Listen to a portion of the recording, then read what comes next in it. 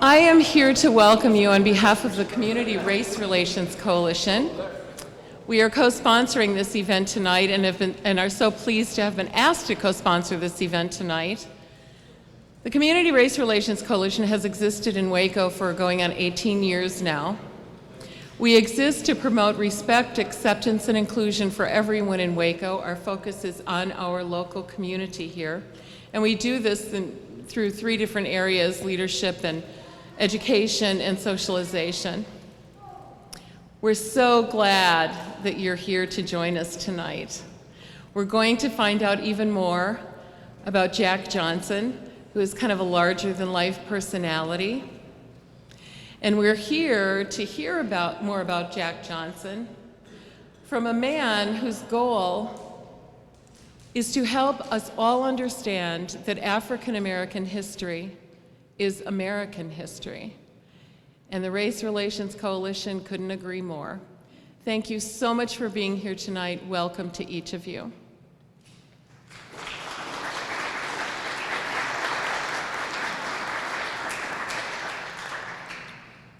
Good evening. I'm Jay Black, Vice President of Operations at the Texas Sports Hall of Fame. Thanks to Joe and the CRCC for helping to host this event. I also want to thank a couple of their board members, Catherine Turner Pearson and Paige Davis, who's on staff here to help get this pulled together tonight. That organization does a lot of good work in Waco, and we're proud to partner with them. We have more than a few members of the Texas Sports Hall of Fame Board of Trustees. Would you gentlemen please stand to be recognized?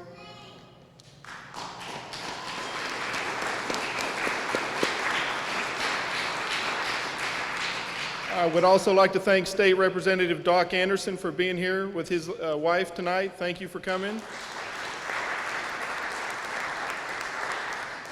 Special thanks to David Lacey and Community Bank for helping provide some of the food and drinks tonight and making sure we have a real nice event. So thank you for doing that, Mr. Lacey.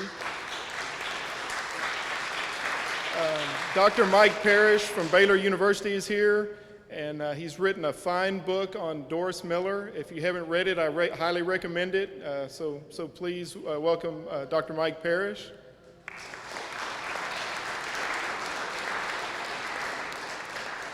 It's my pleasure to introduce Mr. Samuel Collins III.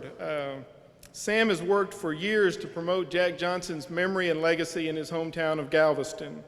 And in fact, we first met back in 2008 when Sam organized an anniversary celebration for the 100th anniversary of Jack Johnson's heavyweight title. And we pulled in Robert Hurst, our great artist who does the Sports Hall of Fame inductee prints, and he did a special piece on Jack Johnson, which is for sale. We have prints if you would like to take one of those home with you. It's one of my favorites that Robert has ever done. So, please remember to go see Robert on the way out. More about Sam and how lucky we are to have him drive up from Galveston this afternoon. Sam has served on several boards, including the National Trust for Historic Preservation, the Galveston Historical Foundation, Old Center Cultural Center, and the Texas Historical Commission State Board of Review. That's just to name a few. I just took out some of the highlights. In 2015, Sam was awarded the Galveston County Citizen of the Year by the Galveston Daily Newspaper. In 2012, he was recognized as an unsung hero by the Galveston County Daily Newspaper. Please welcome Sam Collins.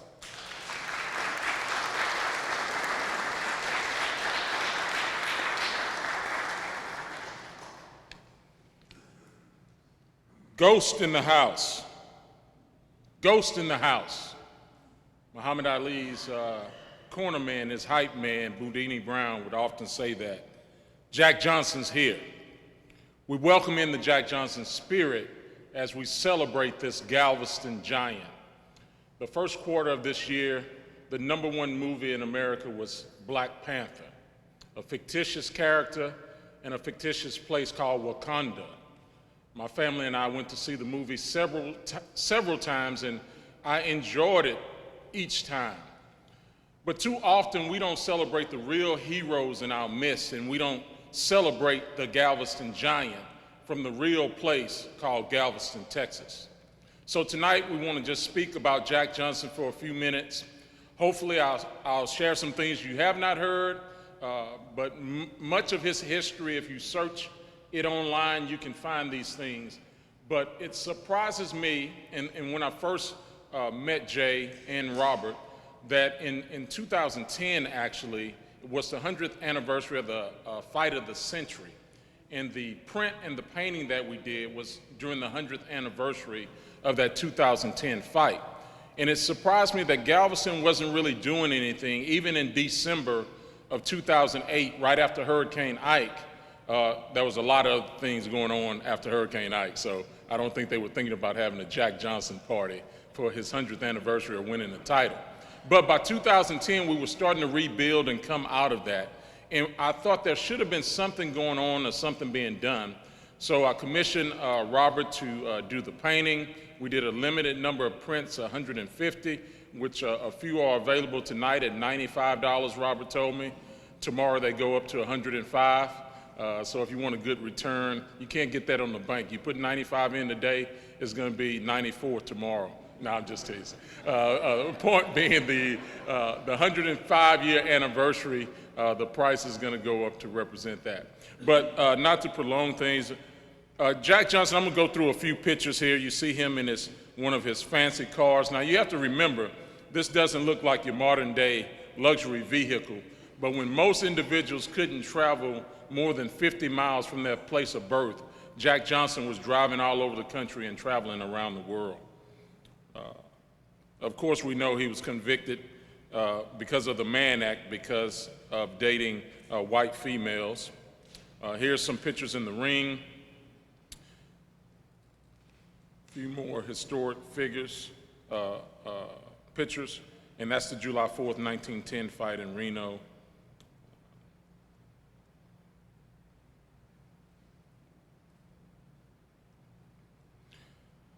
So as we celebrate this giant, oftentimes when people see me, they see what I consider the finished cake, right? They don't see the flour, the sugar, the eggs, and everything that went into the cake. But before Jack Johnson became Jack Johnson, he had ancestors. His father, Henry Johnson, and his mother, Tiny Johnson. This is a copy of their marriage license. They were married December 8th, 1867. Now you have to think about being there on the island only 2 years after Juneteenth. Juneteenth celebrates the evolution of our country to a more perfect union. We were not perfect on July 4th, 1776. We were not perfect on June 19th, 1865, or even perfect today as a country, but we hope that we're moving more toward a more perfect union. So then in June 19, 1865, allowed them to become free individuals and to marry. So 11 years before Jack Johnson, well, not quite 11, 10 years and 4 months, Henry and Tiny Johnson got married.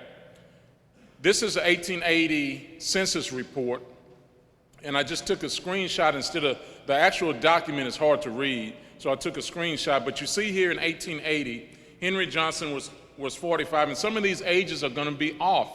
So you may see in one census report in 1880, he's 45, but by the year 1900, he's only 62. I don't know where they do 20-year math like that, but I'm sure many of us would like to age slowly like that.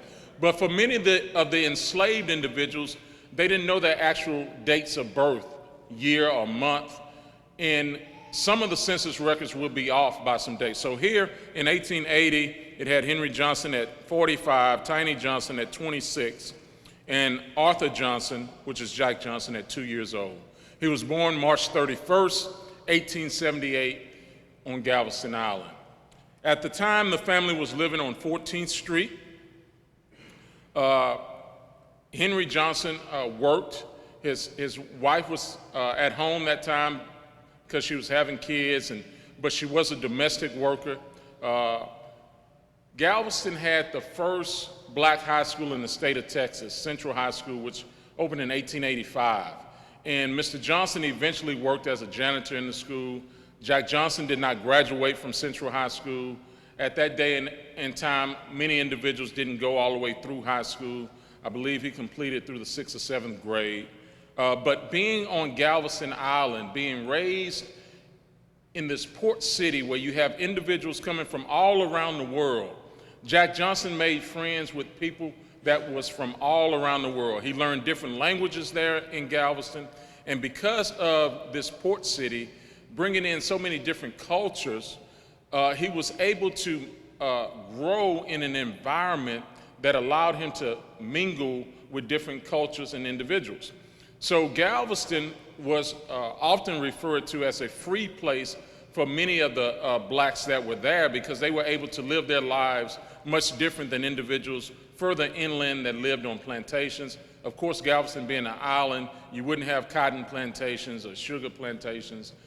You would have had more of the city. Galveston was the New York of the South. But Jack Johnson grew up in this environment. He grew up in an environment with Norris Wright Cuny, being there on the island, being a leader. He watched his father and his mother work hard. They were members of Reedy Chapel United Methodist Church, which was also a big part of the Juneteenth story. So the news of freedom came in June of 1865, but the 13th Amendment didn't actually pass until December. And Reedy Chapel was the church on Broadway that is referenced in a January 1866 article that talks about how the former enslaved individuals had gathered to march from the courthouse square to the church and have a program then. So that's a piece of the history and the kind of environment his family was living in. So he grew up to be this magnificent Galveston giant. And just let me go back for a second. So here it has his mother's name as Tina, but it was actually Tiny. So Tiny created the Galveston giant. Someone pointed out recently, so his mother was called Tiny, but he was called Giant. So Jack Johnson, his father, I've been told, fought in the Civil War in the United States Colored Troops. And often when we tell these stories about Galveston and Texas history, we think about Gordon Granger coming and freeing the enslaved individuals, but we don't tell the story of the men and women that fought for their own freedom. There were individuals that fought for their own freedom. And one of the things that we don't know is the United States Colored Troops helped to secure the southern border of Texas prior to Gordon Granger coming into Galveston, so that if any Confederate soldiers had tried to escape south, that they would be stopped. That's all a part of our shared history. I often talk about our history as a tossed salad. The lettuce and tomatoes are the story that we hear all the time. Those are the story of the early settlers, mostly white males, that we tell repeatedly. But in our salad, we have onion, croutons, bell peppers, peppers. And sometimes when you bite into a pepper, it might be hot enough to make you cry. When you slice into an onion, some of this history will make you tear up. When you bite into that crouton, it's kind of hard to swallow sometimes. So this flavorful history that we have is something that we should celebrate, and Jack Johnson is definitely one of these key figures. Because of his success, he was able to dress well, he was able to travel, as I said earlier. In Galveston, of course, we have this great 1900 storm. And there's a story about Jack Johnson helping to save a family, and many thought that he just made this up, being braggadocious. But here, Robert James, Mr. James has passed on, but here's a photo of him, and his grandmother was in the 1900 storm in Galveston, and her life was saved by Jack Johnson. He helped hold up a wall to a home to keep them from being crushed. Now, when you think about this, Jack Johnson could have lost his own life in the 1900 storm, but also these other individuals that he helped save could have lost their life. And why don't we celebrate this part of his story? And like I said, Mr. James is no longer living. This picture was shared with me by Miss Colleen Lane, and the story her mother shared with me. So Jack Johnson, after surviving the 1900 storm, continued to box. He honed his boxing skills on the ports and the docks of Galveston. And here, this is an ad in 1910, before the 1910 fight. But before I get into that powerful right hand, let's back up. He first won the colored heavyweight title in February of 1903. So after winning the colored heavyweight title, he went on to chase the white world heavyweight champion, but he couldn't get a fight against Jim Jeffries, and eventually Jeffries retired, and the title went to Tommy Burns. So for 5 years, he had to wait, and he finally got his chance in December of 1908.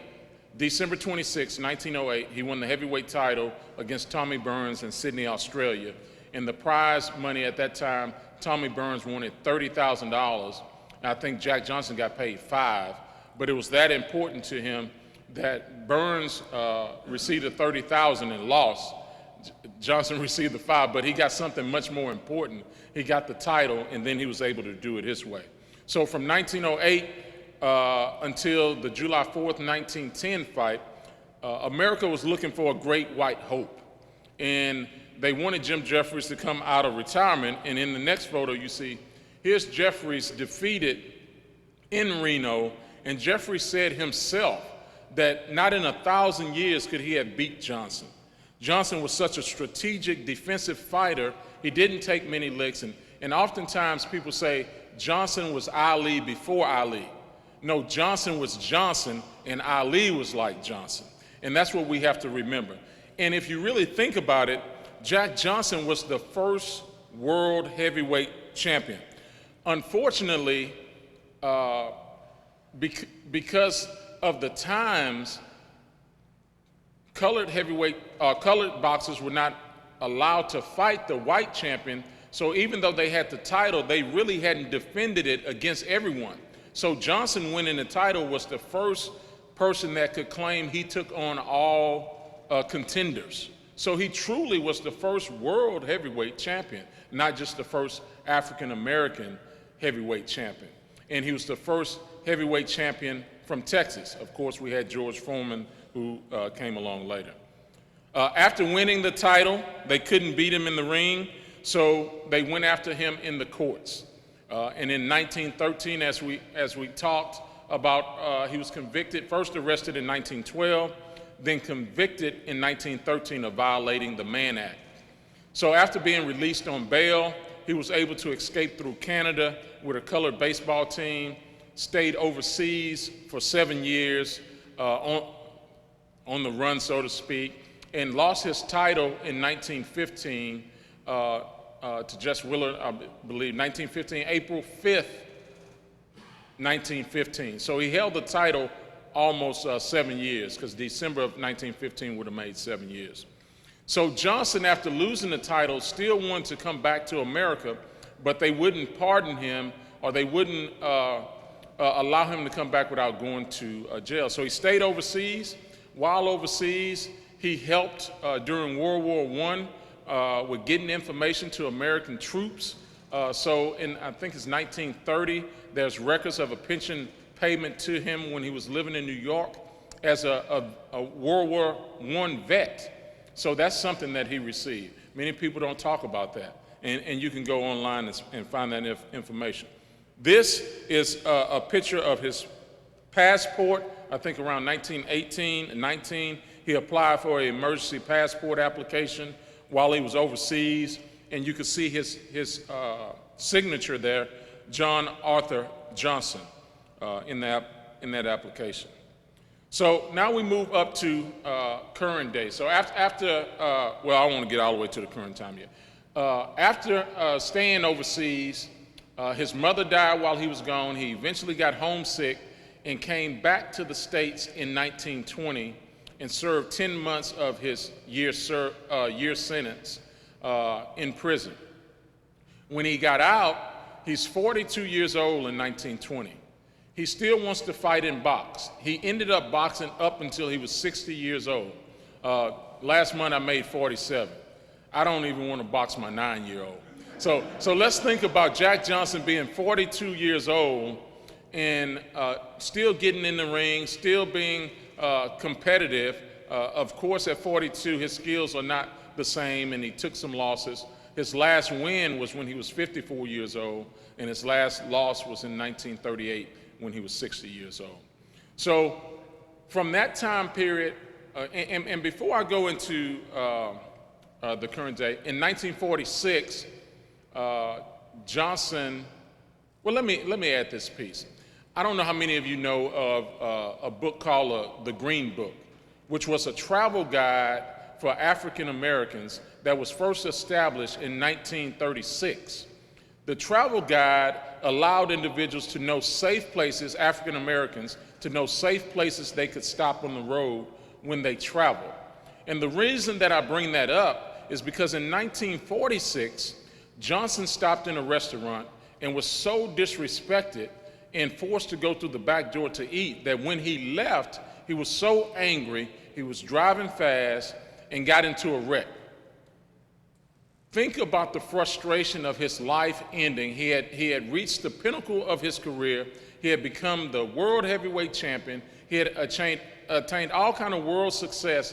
And here, at 68 years old, he was still being mistreated, and the frustration caused him to drive off in anger and get into a wreck and end his life. If he had had the Green Book, maybe he would have stopped and ate at a different restaurant, and our history could have been different. These things are important when we tell the story of American history, of how it was not safe for individuals to stop and eat at certain locations in certain towns, and how if Jack Johnson had maybe just had a copy of the Green Book, he wouldn't have been at that restaurant and he wouldn't have lost his life. So we speed up, and I want to stop in 1971. I'm just going through the calendar in my mind. Of course, Jack Johnson is selected to be a part of the Texas Sports Hall of Fame. Mr. Leon Banks, who was an activist in Galveston, a successful businessman, accepted the award for Jack Johnson in Dallas during the Cotton Bowl ceremonies. Jay shared that information with me. I had never known who accepted the award for him. I looked up newspaper articles in Galveston in January. Mr. Banks presented that to the city of Galveston. And where's that plaque today? Is it buried in a closet somewhere? Did it get lost during the flood? But individuals didn't see the value in Jack Johnson. Too often we don't see the value in our heroes, specifically when we talk about African Americans and their contributions to our shared history. Whether that be those individuals that fought in the military, everyday men and women that help our society become what it is today. We don't value those individuals. I buy and sell art. I was looking at a painting, a Rothko painting once, yellow and blue. It sold for $46.5 million. It looks like a sheet of plywood, the top half yellow and the bottom half blue. And if you've been in any elementary class, you know yellow and blue makes green. Okay, you could have laughed at that. Yellow and blue makes green. So 46.5 million is a lot of green. But when we did the painting in 2010, I was trying to find people to buy it, to celebrate that history, but they didn't really value the image, and I'll tell you more about that later. But back to 1971, so Jack Johnson gets inducted into the Texas Sports Hall of Fame. Nobody in Galveston is really celebrating him. He's a forgotten piece of history, except in the boxing world, people respect him. Ali respected him. He was one of Ali's heroes, and Ali looked up to him. When he went to see The Great White Hope Broadway play with James Earl Jones, he went backstage to talk to James Earl Jones, and he shared with him that is my story. It could be me on that stage if you just take out the white females and put in religion. That could be my story of being prosecuted by my government. So we get up into the late 1990s, early 2000, and as a gentleman in Galveston, he's deceased now, but there was a gentleman in Galveston named Mr. Johnny Valentine, and he started the Jack Johnson Foundation, and he was trying to get the city to recognize this Galveston giant, but still he didn't get a great deal of support. Galveston still shied away from this history. When Johnson first won the title, the city had planned a parade in March of 1909, but they warned him about bringing a white female with him to town, so he ended up not coming. Not only were the African American community scared for him to come, the white community didn't want him to come, so he was catching flack from both communities. The middle-class blacks and individuals thought once he left, if he came down to Texas, that life would be much harder for those that had remained behind. So Johnson ended up not coming back. After winning the title in 1910, he moved his entire family up to Chicago, and they never came back to the Galveston area. I believe his dad died in Galveston, but his mother died up in Chicago, and all the family moved up there. And he helped to take care of all of his family. He had several sisters and one brother. Only one sister had any children, and the only descendant, well, not the only descendant, but the only family member to have children was Janie Rhodes, which eventually led to his great niece that is championing this message of Jack Johnson now, Miss Linda Haywood. So Mr. Valentine started the Jack Johnson Foundation, tried to get the city to recognize Jack Johnson. They eventually named a street after him. They had some abstract art in the park that didn't really represent him. But after the Hurricane Ike, the city gave the community $150,000 to do a Jack Johnson Park. And now we have a Jack Johnson Park at 26 and M in Galveston. And Mr. Valentine and many other individuals that fought along the way up to that point also need to be recognized, and I want to mention them, Mr. Banks. And there are so many other local people that have been involved. I hate to name names because I may miss someone, but in 2008, in August of 2008, I was going to have a fundraiser, August 13th, for the Jack Johnson Foundation, and it was rained out. So we moved the fundraising date to September 13th, 2008, at my historic property in Galveston. So September 11th, Hurricane Ike comes, and I guess God said we're not going to have a fundraiser for the Jack Johnson Foundation. So after that, so many things happened. The financial collapse, the hurricane affecting the Galveston County area, and the Jack Johnson Foundation basically folded, and nothing was being done. In December of 2008, the 100th anniversary came and went regarding him winning the heavyweight title. But I was determined to make sure in 2010 we did something, and that's when I started working with the Texas Sports Hall of Fame. In 2005, the Unforgivable Blackness documentary came out. That's when I began to get more interested in the story of Jack Johnson and to dive deeper into his story, because Jack Johnson inspires me to be the very best in my chosen field as a financial advisor. Jack Johnson didn't want to be the best African-American boxer. He just wanted to be the best boxer. And I think our children and community could learn from that example of just trying to be the best that you can be. Whether you're a doctor, a lawyer, a street sweeper, a nurse, teacher, whatever profession you find yourself in, commit yourself to being the very best. And Jack Johnson was able to reach the top in the world. How many of us could say we're the best in the world? I wish I was the best financial advisor in the world, but I strive to improve every day. So Jack Johnson became the best in the world, and we should celebrate that Galveston giant. So 2010 came, we did the painting and the 150 prints. We got a little traction with the park. The state of Texas, the Texas Historical Commission, has a program of untold markers. And what these untold markers are subject markers that you place in different communities for stories that are not being told. Jack Johnson was one of those stories in Galveston. Jack Johnson is the most famous native son from the island. Why wouldn't they celebrate that? Because of his history during the Jim Crow South, they really didn't celebrate that. So the state of Texas approved a subject marker in 2010. It took 4 years before it was placed in the park, but it was placed in the park on February 1st, 2014. They also have a statue of Jack Johnson in that park that was placed there, I think, in 2012 or 13, a year or two before the marker came. So Galveston came out. There was a program, the Galveston Historical Foundation, had a program to celebrate the park dedication and the market dedication. So we're writing letters to President Bush first after Unforgivable Blackness comes out, because you think he's from Texas. Jack Johnson is a Texan. Surely he'll have some sympathy and sign the pardon. Nope.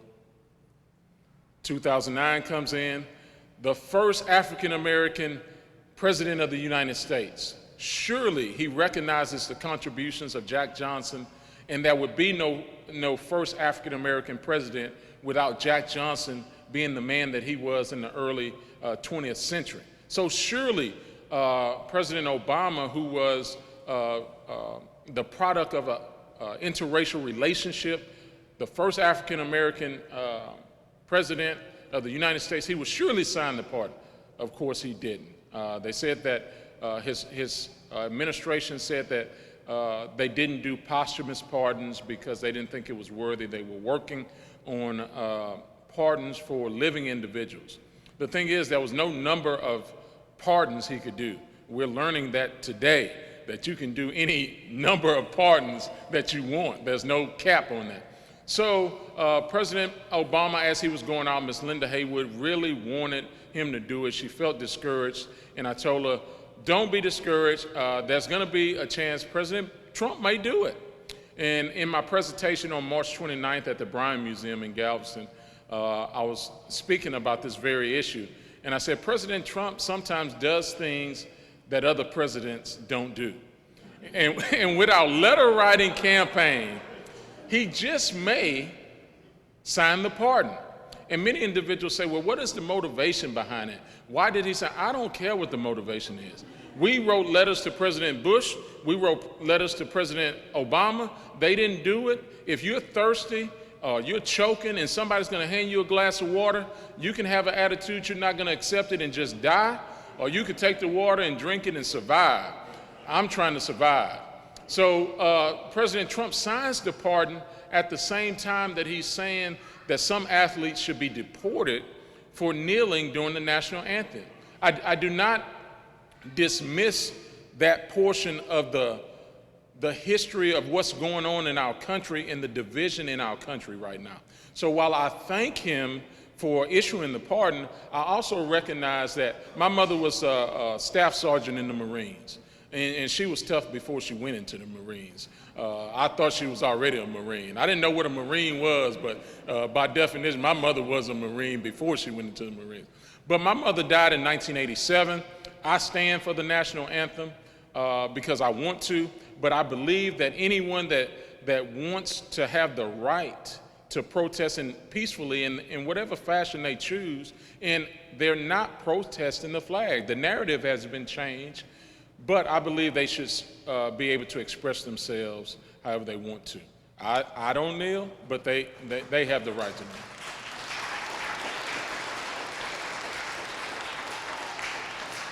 So here, I asked Jay, when we were doing the event in Galveston, to write a letter of support for the pardon. The city of Galveston, the mayor, Jim Yarbrough, wrote a letter.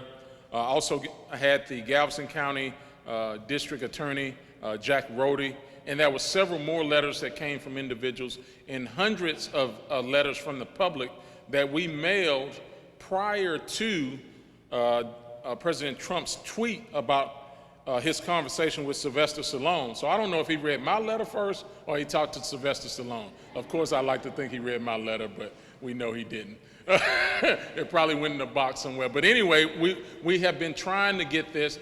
Sylvester Stallone, I first received the call in the early part of April 4th, to be exact, because I was at a Dr. King celebration and Ms. Haywood called me, but I couldn't answer. And she texted me to be sure to call her back. She had received a call from Sylvester Stallone.